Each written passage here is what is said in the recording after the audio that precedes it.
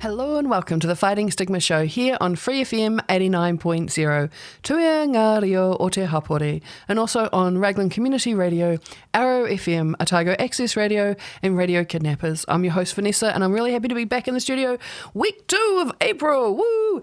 How are you finding it? Are you dealing with all this very autumn weather? Are you warm enough? Are you cool enough? Are you staying dry? How's life going? Because one of the things I know is like the year is just trucking along. We're kind of getting there, and like we're getting closer and closer to Easter and Anzac Day and school holidays, and it's all of those things. So there's so much going on that we're kind of having to get prepared for. And I just know that quite often when we're really busy and there's a lot going on, or we're trying to just get on through, our self-care goes out the window. So what I want to talk about today is sleep hygiene. What do we do to look after ourselves so we get good sleep? What are some of the things that can make a really big difference? Because sleep is one of the really, really important but very basic and quite often overlooked self-care important parts of our life. And so often we just think, oh yeah, it's just sleep. Because we're not conscious for it. We're like, oh yeah, it's a thing. And I think sometimes we take it for granted until we're not getting good sleep. And then it impacts us so, so hugely. Anyone who's ever had children or had a sleeping disorder or had insomnia will know if you don't have enough sleep, it is definitely torture. They do put that under the Geneva Convention as a form of torture, as sleep deprivation. So working out what you could do to help you have good sleep is probably the easiest way to put it, can make a huge difference. But before I get into all that juiciness, I want to have a quick word about our sponsor, Progress to Health. Progress to Health believes in creating communities without barriers, and to achieve that we tailor supports to adults experiencing mental health and or disabilities based on their goals to encourage recovery, independence and community involvement. Progress to Health has teams that provide peer support, recovery education, workshops, employment preparation and support, including navigation with other services. Service users are allocated a community support facilitator on referral depending on their goals to mental recovery and achievement. We have offices in Hamilton, Tukuroa and New Plymouth. So if that sounds like something you or someone you know might be interested in, and you are in the Waikato DHB region, Taranaki or Taupo, then have a listen to this ad I'm about to play for Progress to Health and get in touch with us. At Progress to Health, we provide a range of support for those who have experienced mental illness. People who have dealt with mental illness and associated disabilities are supported holistically to maximise their potential. We want to empower your journey to recovery. Check out our website www.progresstohealth.org.nz or call us free on 0800 77 5757. Now, don't stress if you missed any of those contact details for Progress to Health and you think, hey, that'll be something that'd be really great for myself or for someone else you know.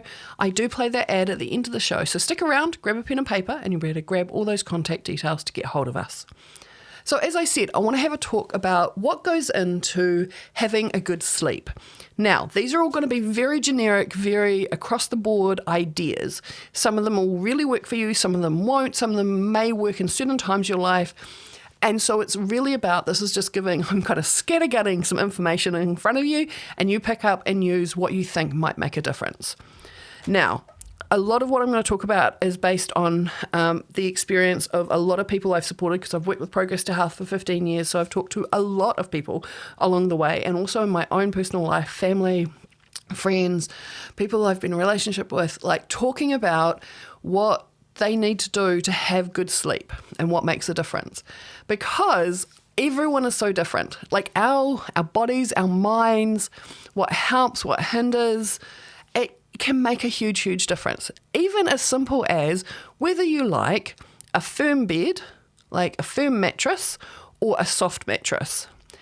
And it's like, to me, it is the most important thing. You have to be comfortable.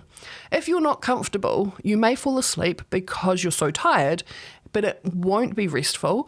You may wake up a lot of times. You may end up waking up in pain, and working out what works best for you just in your straight out sleeping environment.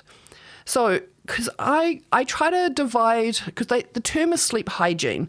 And it's so interesting because I know when I first heard it, I was like, sleep hygiene. It's like, I don't wash myself while I'm asleep. Like, do I clean something so I sleep better? Like, what's going on?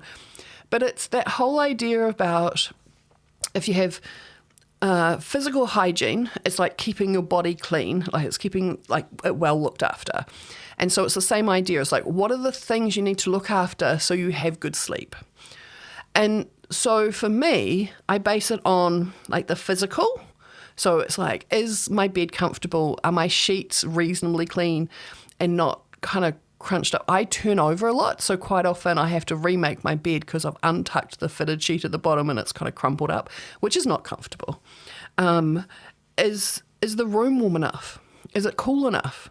Are you someone who sleeps really hot, so you actually need to not have too many blankets? Or are you someone who won't be able to fall asleep unless there's like heavy weight on you, so you need heavy blankets?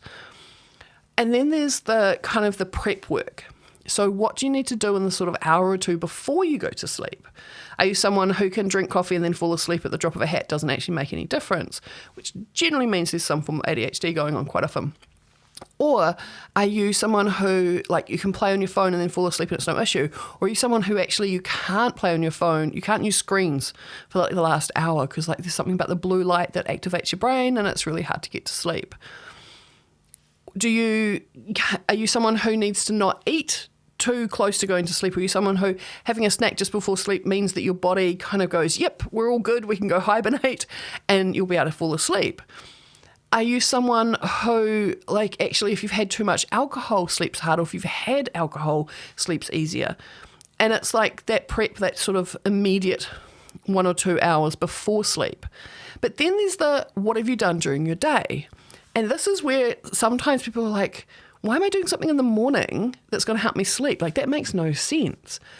But one of the things that they talk about that can make a huge difference for having good sleep is getting your circadian rhythm. So it's the part of the brain that works for keeping your, like, the sun coming up and the sun going down. So it's kind of like your body's, like, this is your rest time. So your body's circadian rhythm is this is the awake time, this is the sleep time, right?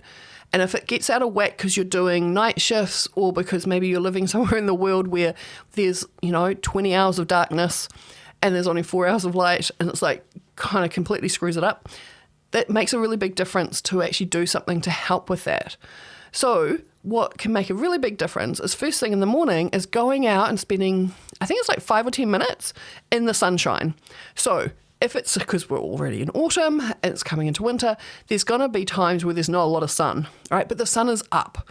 So it's actually just that being out in it. And there's research to show if you go for, I think it's about a 10 or 12 minute walk when the sun first comes up, can make an enormous, enormous difference to how well you sleep or the quality of your sleep that night.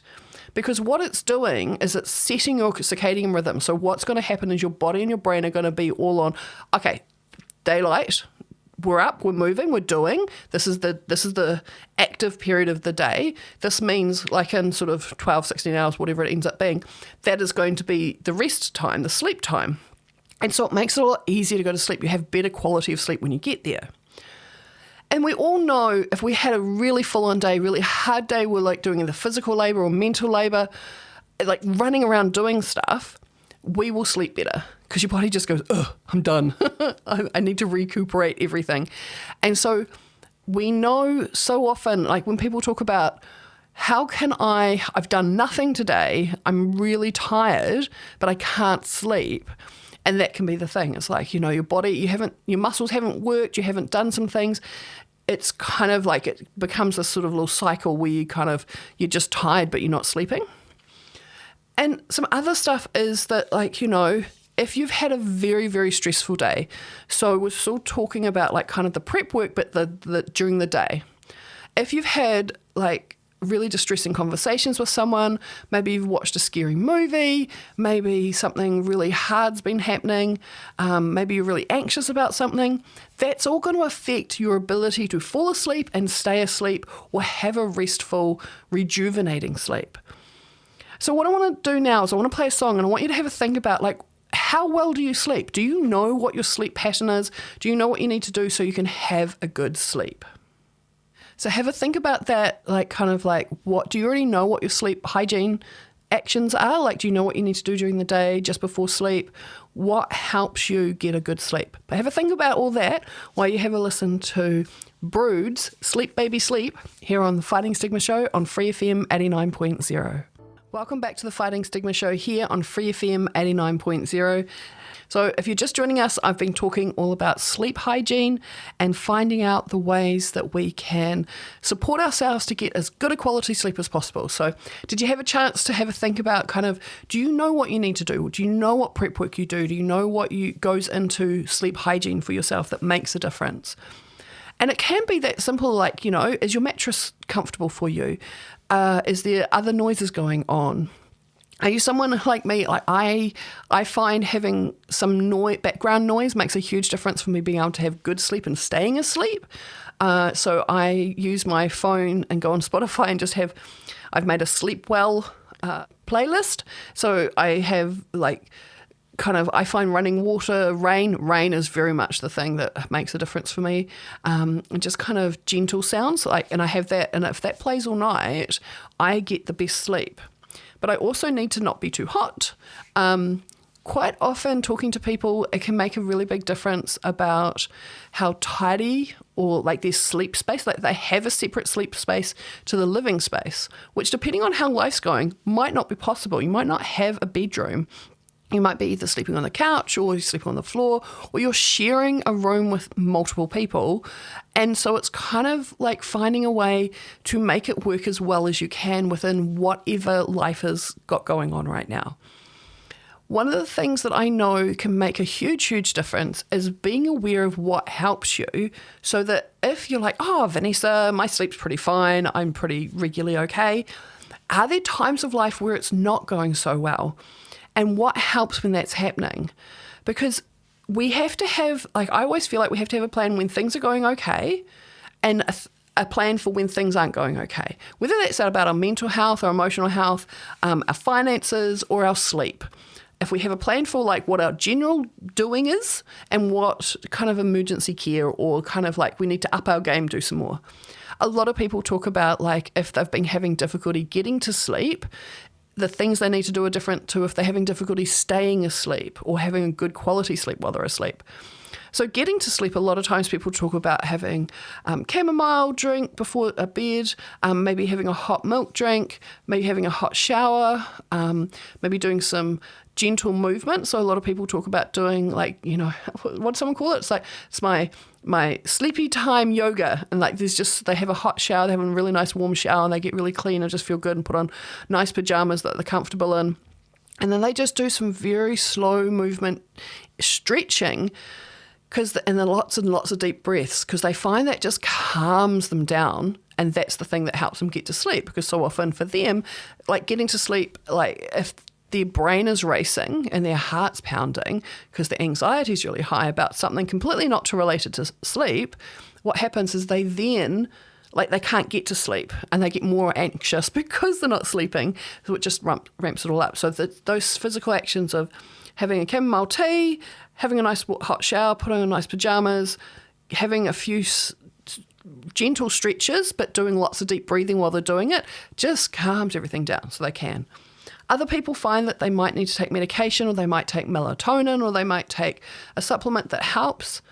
I know for me, I take a magnesium supplement, which doesn't necessarily help with sleep, but it definitely helps prevent or minimize the leg cramps I get, because I tell you what, it's hard to sleep when you're in pain. So it's working out the things that make a difference. I have a friend who she drinks a lot of coffee, and at one point I was like, well, hey, you're talking about not having good quality of sleep, but how about you not have so much coffee in your day? Maybe you just change to decaf at a certain point. She's like, but I can still fall asleep after having coffee. Because what a lot of people talk about when they have coffee or caffeine is that it keeps them awake. And so she was like, oh, but I'm not sleepy. Well, I'm not sleepy. I just go to sleep. I'm like, yeah, but you're asleep, but you're not having good quality of sleep. So maybe it's the caffeine. So how about, because she got herself one of those watches that monitors your sleep and can gives you kind of like readouts like how much did you move, like what does your breathing do. And so she did like a week of like just how she normally does stuff and kind of marked it all down. And then she did a week where she changed to, I think it was like 4 o'clock in the afternoon. She stopped having caffeine. I think she just changed to decaf. And it kind of made a difference. And then she changed it to like midday, I think. She changed to decaf from midday. And she was like, oh, you were right. There's a whole bunch of like, she was still sleeping. And so she didn't feel like she was sleeping any different because her experience was she fell asleep and she woke up. That was exactly the same, but her quality of sleep had improved so much because the watch could tell her that she actually had, is it REM sleep, in the deep sleep, like she actually had enough of those that she was rested. So when she woke up, she felt like she'd had some sleep. Whereas the previous experience when she was having caffeine all the way up until bedtime was that she would sleep, but she felt totally unrested, like it wasn't feeling good. But her experience was that she was asleep, so that was enough, right? But recognizing what does it take? And I know for myself, I cannot fall asleep if I'm hungry. If I have physical hunger pains, I will not sleep. So I will have, like, quite often it's just a simple Marmite sandwich because that's actually easy, fast, not huge calories, and is one of my favorite foods. And it stops that. Or having a nice hot milky drink can really help with that as well. But other people, like if I'm digesting anything, like if I've eaten in the last 2 hours, I can't go to sleep or I have bad sleep. So you need to know yourself. You need to know what makes a really big difference. And sometimes what's happening is the sleep is affected by our mental and emotional well-being. Maybe there's something really stressful going on, maybe money worries, maybe someone you know is really sick, maybe your mental health is just not doing well. And so it's really hard to rest and recuperate when our brain is running a million miles an hour and telling us all of these horrible things that might happen. It's what I call the world's worst home videos, because it's like those visions or the pictures of like all the things that could go wrong in our head. It's of course we're not going to be able to sleep or have good sleep if that's going on. And sometimes the best thing to deal with that is to talk it over with someone, come up with a game plan for things of what you can manage, what you can make a difference in, and what you can't. And so you have to just find a way to be okay with it. And sometimes we can't do that working it out by ourselves. We need to talk to someone. So what I'm going to do now is I'm going to play a series of support lines so that if you feel like something's going on and you're just not getting a handle on it, it's just overwhelming, you'll know who you can reach out to ask questions and when they're available. So grab a pen and paper and write some of these down. So if you need them, you've got them. So the first support line that I want to give you is 1737. Now, that's pretty much what it's called. So need to talk. 1737. It's a free call or text service and it's available 24/7, so 24 hours a day, 7 days a week. So you'll get to talk or text with a trained counsellor and this service is completely free. So if you're feeling anxious or run down, depressed, needing to talk to someone, give them a call or give them a text, 1737. The next number I want to give you is the Crisis Assessment Team, or CAT team, and their number is 0800 50 50 50. So that's assistance for people who are in crisis in the Waikato DHB region. So they're a crisis assessment team, they're part of the community mental health, so they are kind of like right up there with when things are going really, really wrong. It's very urgent care is needed around mental health. So that number again is 0800 50 50 50. The next number I want to give you is Lifeline. So Lifeline is an amazing service. It's a 24-hour telephone support service available for anyone needing emotional support. So 24/7, 24 hours a day, 7 days a week. Now their number is 0800 543 354, and they have trained counsellors and just amazing people that you can have a talk to no matter what time of day it is. The next number I want to give you is the Depression Helpline. Now, the Depression Helpline is related to depression.org.nz. You may have seen some of their ads around, like the with John Kirwan. They have a whole lot of videos on the online service, but this is the phone line service.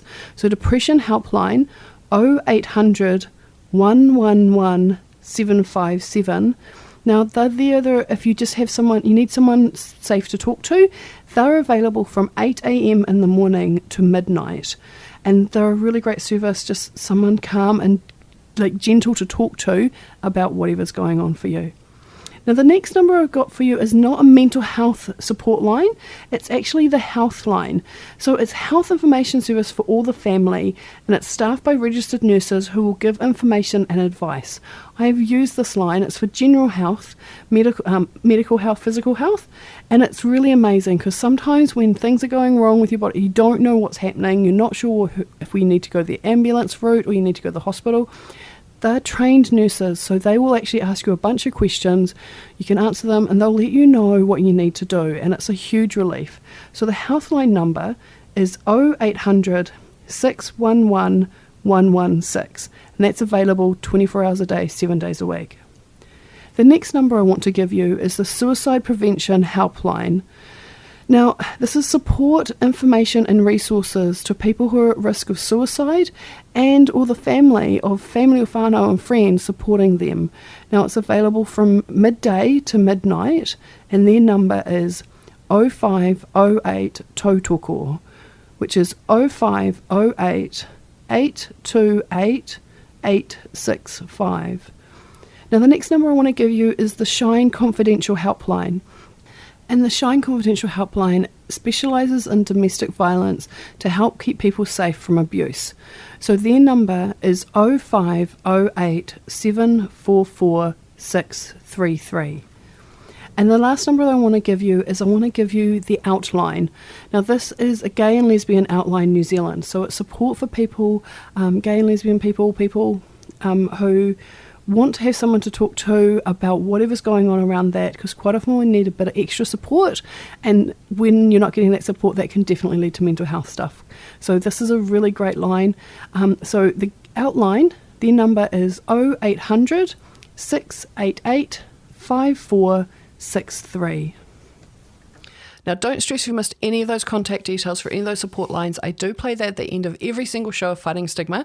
So come back next week on Thursday at midday to listen to us on Free FM 89.0. Or you can find the live stream on freefm.org.nz or the accessmedia.nz app, or it's in the TuneIn app. You can also find podcasts, so any of our previous shows on the freefm.org.nz website, also on the accessmedia.nz app. You can also find us on Apple Podcasts or on Spotify. And so I always try and have a title what the show's going to be about. So today's was sleep hygiene. So you can, if there's a certain topic that you're looking for and you're wanting to know stuff about, you can look at those. But every single show has that series of support lines. So hopefully this is giving you a few ideas of things you can focus on. If you're finding this time of year, because it's kind of April, it's kind of getting a bit sort of weathery, isn't it? It might be you're needing some extra support to kind of help with that good sleep, but you'll be able to have a few ideas of where to start. But that's all we've got time for today. So from us all here, take care. At Progress to Health, we provide a range of support for those who have experienced mental illness. People who have dealt with mental illness and associated disabilities are supported holistically to maximise their potential. We want to empower your journey to recovery. Check out our website www.progresstohealth.org.nz or call us free on 0800 77 57 57